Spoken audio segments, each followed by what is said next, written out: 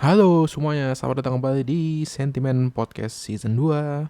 Masih bersama gue Vincent sekalian yang juga masih akan bermonolog lagi di episode kali ini untuk menemani aktivitas keseharian kalian tentunya. Gimana kabar-kabar kalian? Semoga kalian semua baik-baik aja, semoga sehat selalu dan memasuki long weekend kali ini. Besok itu tanggal merah buat sebagian orang mungkin dari hari ini ya udah pada libur ya, termasuk gue udah libur hari ini, tapi ya yang harusnya ke gereja tapi bolos untuk tapping podcast. Saya lebih memilih tapping ya daripada ibadah. Enggak dong, emang nyampe rumahnya telat tadi gimana anjir. Oke, ya mau masuki long weekend, lagi-lagi libur. Ini hari Kamis gue tapping, Kamis, Jumat, Sabtu, Minggu, 4 hari lumayan banget. Gimana kalian ada rencana apa di long weekend? Kalau gue sih kayaknya nggak kemana-mana ya, mager anjing. Kemana-mana macet, tadi jalanannya udah macet parah. Ternyata apalagi tadi di itu apa, tol dalam kota ya, ke arah Priuk katanya macet total nggak gerak. Ternyata bukan karena long weekend aja macetnya ya, ternyata ada, nggak tahu lah tadi ada apa, banyak truk apa di Priuk, macetnya sampai parah banget, sampai harusnya dialihin ke tol Jor anjing. Hal-hal kayak gitu tuh yang bikin gue males jalan-jalan, macetnya itu udah capek anjing di jalan. Anyway, besok tanggal merah ya, minggu of course pasca gitu ya. Nanti aja deh ngucapinnya, belum harinya kan pamali ya katanya. Kalau kalau belum harinya diucapin pamali, nanti aja lah di next episode. Kita bahas apa nih ya di episode kali ini? Hal-hal yang rame ada apa sih di berita? Gue coba cek dulu nih di Detik. Gue tuh sebenarnya ada beberapa tema spesifik, tapi kalau tema kayak gitu gue bahas kan bisa lama-lama banget ya, kayak kemarin sejam 40 menit. Itu riset itu butuh mendalam banget, dan gue belum ada waktu buat ngeriset topik-topik yang mendalam kayak gitu nih sekarang-sekarang ini. Mungkin nanti ya gue kasih bocoran kali ya, topiknya apa, topik spesifik, jadi nggak terlalu bahas banyak hal di satu episode gitu, jadi satu tema besar doang. Spoiler nggak ya? Spoiler dikit ya boleh. Salah satunya ntar gue mau gue bahas nih dikit di sini. Salah satunya tentang work, agenda work, terus industri hiburan, video game, film, musik juga.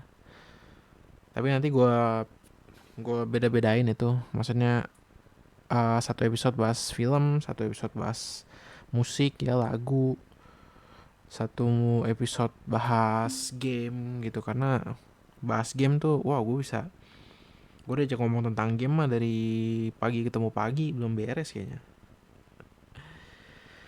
Kita bahas berita-berita lagi aja kali ya, yang lagi rame nih di berita. Gue udah lihat di Detik nih, di CNN juga masih rame banget tentang tarif tarif perang tarif nih, US and China. Nah ini gue gue nemu headline berita yang menarik banget nih. Analisis siapa yang akan menang perang dagang, AS atau China. Oke, kita baca dulu ya. Baca dikit. Perang dagang antara AS dan China semakin memanas, saling balas tarif hingga boikot. Oke. Donald Trump terus naikin tarif udah 245%, gila. Trump emang orang gila. Langkah itu diambil dengan cuma membalas. Iya, dibalas 125% dari US. Tarif China, dan hanya tarif China juga punya senjata lain untuk membalas AS. Salah satunya dengan memboikot pesawat jet perusahaan. Ini nih, diboikot Boeing. Jadi Boeing nggak boleh, maskapai Cina udah nggak boleh pakai Boeing ya. Nah ini yang menarik nih. Senjata ampuh lainnya milik China adalah rantai pasokan logam tanah jarang atau rare earth elements. Memiliki nilai strategis tinggi karena sifat fisik kimianya yang unik. Logam ini digunakan dalam teknologi canggih elektronik. Melansir CNN, Badan Energi Internasional mencatat China menyumbang 61% dari produksi tambang logam tanah jarang. Buset. Jadi dari logam jarang itu rare element itu tadi kan total 100% ya. Misalnya peredaran 100% nih di dunia. China 61% mati gitu. Sedangkan yang lagi gembar-gembor segala macam ini kan industri tentang mobil listrik segala macam kan dari US juga ya, selain dari China. Awalnya kan US tuh kayak Teslanya segala macam. Chevrolet juga, Ford gue denger juga udah mulai bikin electric vehicle. Mati deh tanpa ini. Kini di tengah perang dagang yang dilancarkan, Trump mau menjadikan logam tanah sebagai senjata, menetapkan pembatasan ekspor terhadap 7 jenis logam tanah jarang. Saat ini sudah terasa langsung, iyalah anjing, konsumen pengiriman magnet tanah jarang setidaknya 5 perusahaan Amerika dan Eropa tadi mampus, udah dihentikan sama China tuh, mampus. Gue sih jujur ya, gue bukannya semata-mata karena gue cindo terus gue dukung China, enggak, tapi kayak gimana ya, bentar deh, kita lanjut dikit lagi. Kedua negara terjebak dalam permainan non kooperatif. Iya, jadi sama-sama rugi dua-duanya. Kerugian kolektif saling menjatuhkan, iya. Makin tampak unggul sementara dengan menerapkan tarif tinggi. Ah, nggak juga anjing, ini mah gertakan doang. Dari Amerika mah kebiasaannya gitu dari dulu. Orang-orang yang sok kuat itu kan mainnya gertak doang. Kalau yang kuat beneran mah ya tuh mau gertak kayak, kalau yang kuat beneran mau digertak kayak apa juga dia mah nggak terlalu bereaksi lebay. Bedanya yang kuat sama yang sok kuat begitu. Jika kedua negara menggunakan pendekatan konfrontatif, hasilnya iya sama-sama rugi. Oke, AS dan China sama-sama memiliki kekuatan ya besar tapi karakteristiknya berbeda, iya. Kekuatan Wall Street hancur men gara-gara inian tarifnya Trump ini.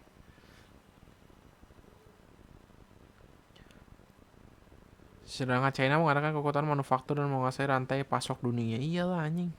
China juga memiliki cadangan devisa raksasa yang iyalah. Ini ya makanya kayak aduh, di sini tuh kayak telat banget ya, di sini masih ribut anti komunis men. Lu nggak perlu takut sama komunis kali di sini. Kenapa nih gue bahas ini, ntar nyambung ke topiknya. Udah nggak perlu takut sama komunis karena lu lihat deh negara-negara komunis sekarang yang ada di dunia. Paling besar China kurang kapitalis apa bangsat. Di China ada ada Starbucks, ada apa lagi? Yang produk apa sih tadi gue ngomong, Apple. Ada Apple, itu kurang kapitalis apa anjir. Terus ada siapa lagi tuh yang pengusaha kayak Jack Ma. Udah ada orang-orang kayak Jack Ma gitu. Terus perusahaan-perusahaan besar udah mulai banyak bermunculan di China dengan mobil-mobil listriknya segala macam, kan lu lihat sendiri di sini. Makanya komunis tuh paham yang usang, nggak ada yang perlu ditakutin dari komunis gitu. Di sini telat banget, masih aja paranoid banget sama komunis. Amat saya gue mendukung komunis, enggak, gue mendukung pasar bebas, gue mah apa namanya, kapitalis, duit gitu. Tapi maksudnya yang usah terlalu lebay lah sama komunis. China gembar-gembor komunis juga nyatanya kapitalis banget. Di China lu nggak tahu kan, di China orang di China ngemis pakai QR code anjing, udah nggak pakai apa, mangkok atau aqua gelas gitu sebagai wadahnya, enggak main pakai QR, mereka tuh ngemis. Aduh. Oke, nih tadi gue balik ke yang tadi ya. Kenapa gue kesannya mendukung China di sini? Ya bukan semata-mata gue cindo terus dukung China, enggak, tapi karena ini US sudah ber, berkuasa udah terlalu lama nih. Hegemoni US terhadap dunia ini udah terlalu lama, dan in one way or another harus dihentikan gitu. Kalau terlalu ada satu negara yang terlalu overpower kayak gini kan, check and balance-nya jadi kurang gitu. Mereka tuh satu-satunya negara yang memproklamirkan diri sebagai polisinya dunia loh. Gila nggak? Lu siapa anjing ngantik diri sendiri? Padahal negara lu juga negara pengecut, perang juga. Mereka tuh pengecut sebenarnya Amerika tuh. Kalau perang tuh kayak strateginya kan karpet bomb. Dibom dulu semua. Satu lane gitu ya, lurus dibom semua. Udah musuhnya udah pada sekarat, udah pada buntung tangan kakinya, baru tentaranya dia turun buat nembak-nembakin. Kan pengecut banget ya gitu. Dan kalau masih lanjut ya, ini kayak ini gue udah bilang dari kapan sih ini bakal yang rugi US. Udah gimana juga there's no way US bakal memetik keuntungan dari sini. Percaya sama gue. Karena yang tadi dibilang tuh di berita tadi kan, China menguasai sekian persen logam, perputaran logam langka di dunia, menguasai ini itu. Udah terbukti dari dulu tuh China selain kaya akan sumber daya manusianya, jumlahnya banyak gitu ya, tapi sumber daya alamnya juga gitu. Gini loh, kenapa kenapa sumber daya, gimana ya gue ngomong ya, gue takut dulunya pada nggak ngerti. Kenapa itu jadi penentu kemenangan, siapa yang menang siapa yang rugi di perang dagang ini? Karena sumber daya alam gitu. China China tanpa barang dari US gue jamin akan sustain, walaupun di awal akan ngedrop di awal, tapi mereka akan bangkit cepet. Gue yakin banget akan hal itu, karena udah apa ya, mereka udah semuanya, hampir semuanya itu udah bisa mandiri gitu. Men, di China itu bikin manusia buatan aja udah bisa. Kalau bukan karena etik yang stop mereka, kalau bukan karena tekanan dari pihak sana sini, dari barat juga tentunya ya, yang sok-sok etik segala macam, mereka tuh udah bisa bikin manusia yang sempurna gitu, yang perfect. Manusia aja mereka udah bisa bikin, apalagi hal-hal yang menopang kehidupan manusia gitu. Manusia apa sih yang menopang kehidupannya tuh, kebutuhannya kan terbagi kurang lebih ada tiga ya: premier, sekunder, tersier. Sangan, pandang, papan itu apa tuh?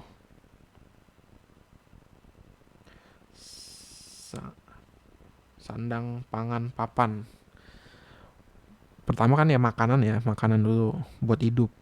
Yang penting hidup dulu. China udah bisa lah, udah pasti makanan mah. Ya ilah, mereka walaupun gak ada beras, mereka bisa, walaupun berasnya dikit, mereka bisa bikin bubur jadi banyak gitu anjir. Lu kira kenapa orang Cina bikin bubur? Karena orangnya banyak, berasnya dikit, dari dulu udah kayak gitu. Jadi biar semua orang pada kebagian diairin nih, dirasa-rasain segala macam, biar ya biar ketelan lah itu makanan. Kalau nggak kan cuma jadi kayak muntah kucing doang. Udah bisa lah makanan. Lalu pangan, sandang, baju, ya ilah, baju kita ya thrifting bekas barang-barang sono ya kan. Barang branded di sono yang udah nggak kepake dibuangnya kemari, kita pada makein barang-barang gitu. Kita nggak tau malu pada emang thrifting. Gue mau malu anjing, ngapain gue beli barang bekas.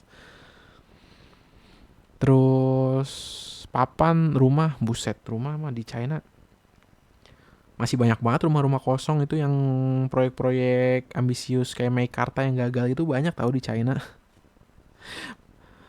Kalau kepepet mau udah suruh tinggal di situ pada. Maksudnya tuh dari tiga itu aja udah, mereka udah bisa sendiri, itu udah mandiri.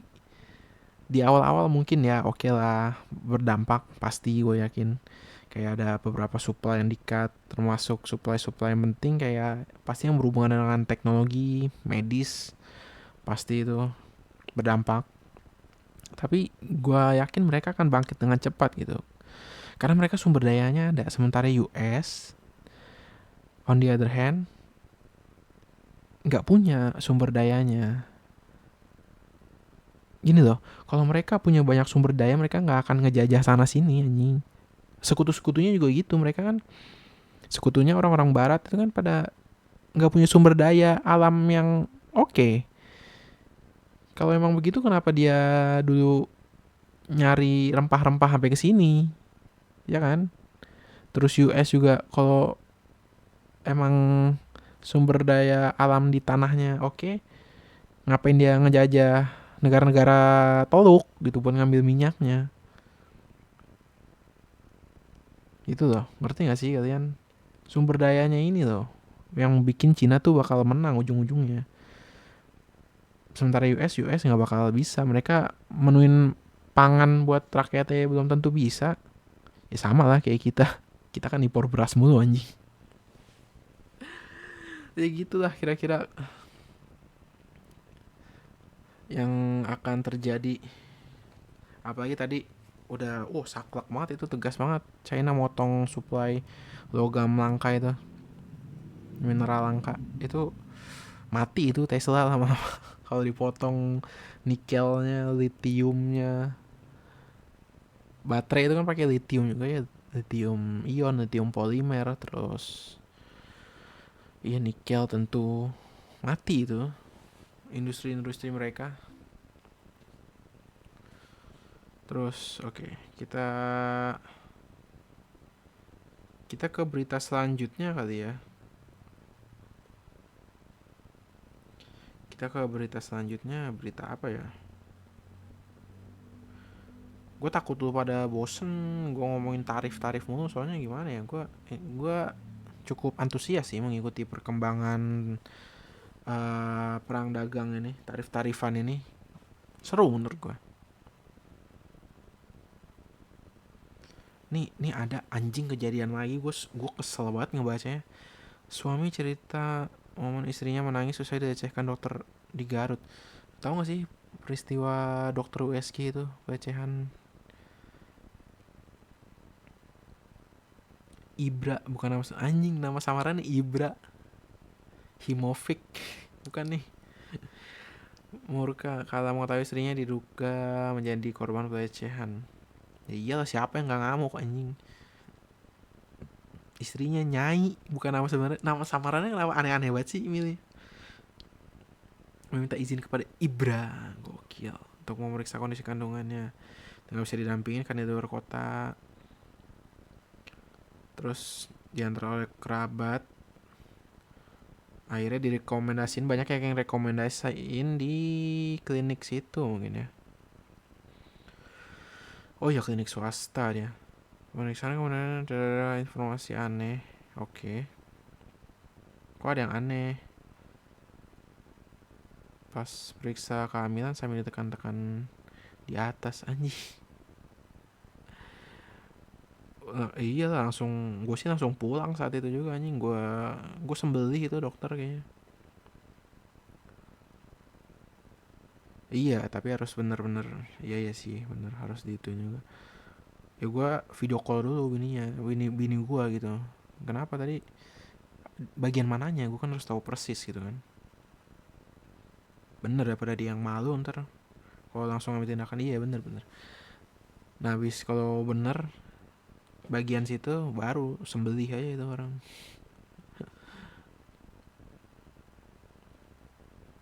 Ibra ditahan karena kalau tidak dihalangi mau saya tempeleng. Gue mah bukan gue tempeleng, gue sembelih sama gue bener. Menyimpan dendam, iyalah. Ini anjing kejadian lagi.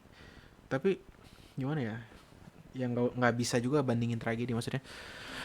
Hmm, sama menurut lu lebih anjing mana dari sama yang kemarin yang ngebius itu pasien, anak pasien? Hmm, menurut gue lebih anjing yang kemarin sih ngebius. Maksudnya ini gue bukan membandingkan tragedi, bukan coba gimana ya, ini cuma sekedar ngomong aja.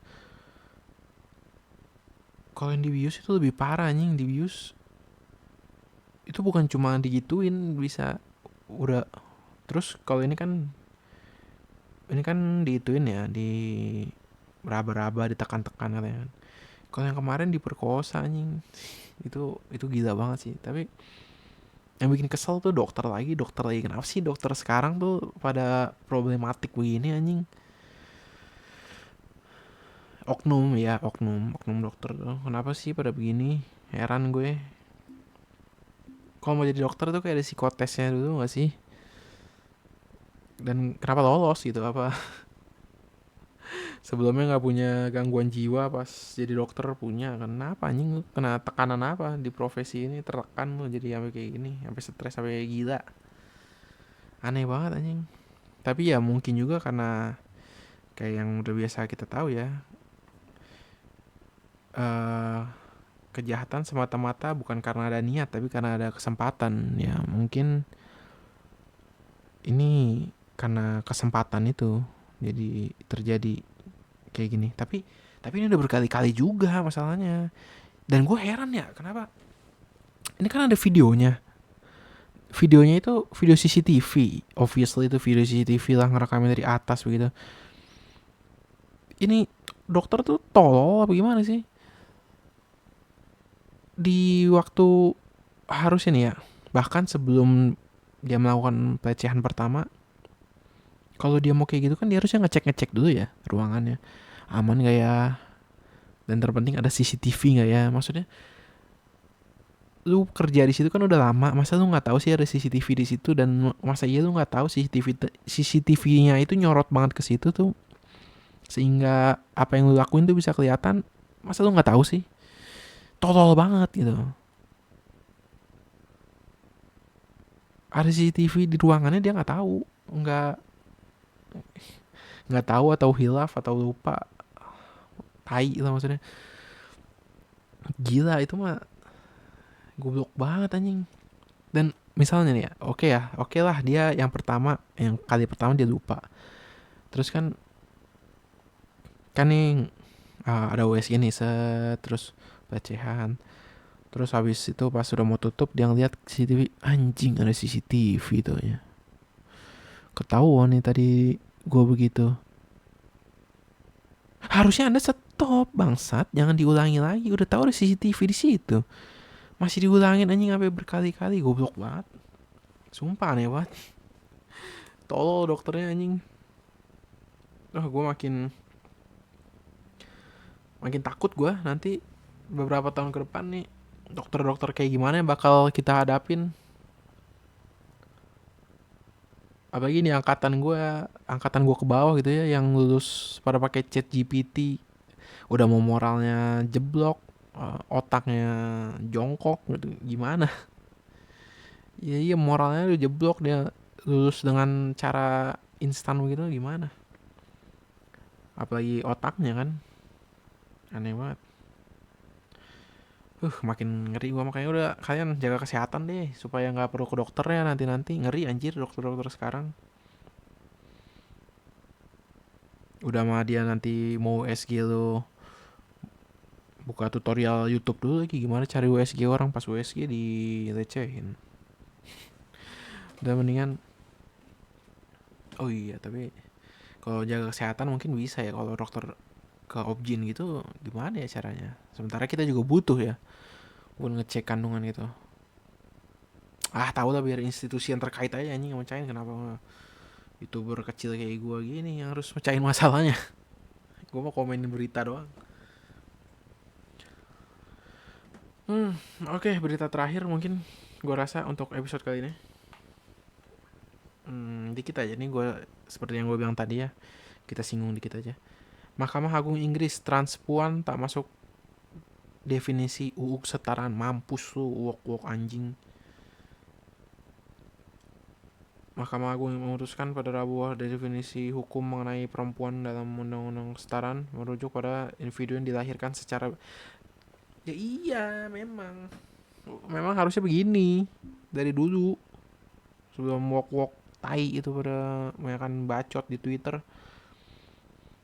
Istilah perempuan dan jenis kelamin dalam undang-undang kesetaraan dimasukkan untuk merujuk pada perempuan biologis, ujar Hakim Agung. Keputusan tersebut menyatakan bahwa perempuan transpuan memiliki sertifikat pengakuan gender, sebuah dokumen resmi yang tidak otomatis diakui. Mampus, rasain anjing.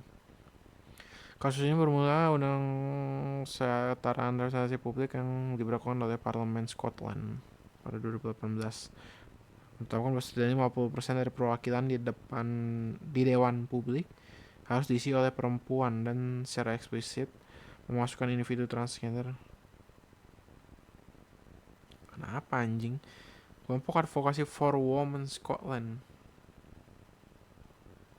menolak. Iyalah, ini nih wok kayak gini ini kayak anjing. Lu tau gak sih kayak semua hal udah nggak perlu lah kayak gitu-gitu. Dia lahir laki men, udah secara biologis tuh beda dari awal gitu. Default settingnya udah beda, default komponennya udah beda sama perempuan beneran gitu. Nggak perlu lah dalam hal apapun tuh kayak gini dilibatin transpuan gini.